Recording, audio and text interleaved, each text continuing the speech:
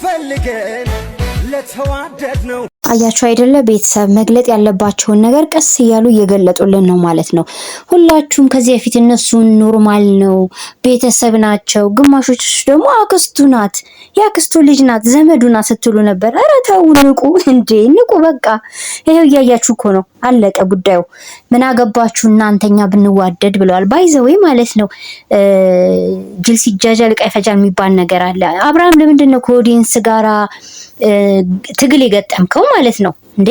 እኛ እኮ ይሄ ሁሉ ህዝብ እኮ ማለት ነው ያንተ ቤተሰብ አስተዳዳሪ አይደለም። የራስህ የለቀቀው ቪዲዮ ላይ ነው እኛ ሀሳብ የምንሰጠው እንጂ ከኛ ጋር ለምፉክክር ትገባለህ?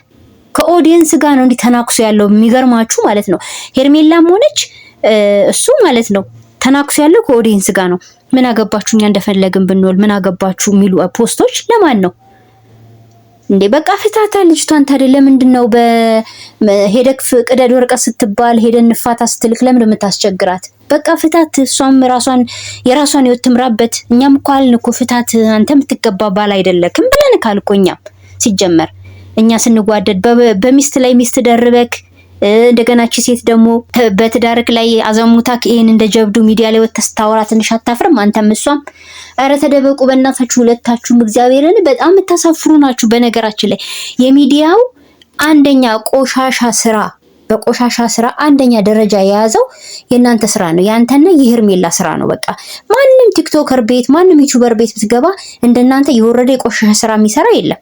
ሚስቱን አስቀምጦ በሚስቱ ላይ የሚወሰልት ባል ውስልትናውን በአደባባይ ያወጣ ባል እንዳንተና እንደ ሄርሜላ አይተናናቅም። ስለዚህ ይሄን እንደ ጀብዱ እያየከው ከሆነ ማለት ነው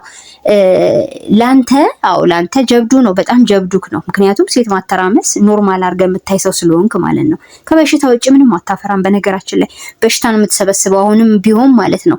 ሁለታችሁ ያለባችሁ ነገር አይታወቅም። እንደዚህ የሰከራችሁበት ምክንያት በዚህ ልክ ሰው አይዳፈርም ማለት ነው። ስለዚህ ተፋታን አብርሃም፣ እኛን ተፋታን። እኛ ለሩታ ነው እየጮህን ያለ ነው። አንተ ከፈለክ ሲኦል መውረድ ትችላለህ ከነ ውሽማህ ማለት ነው።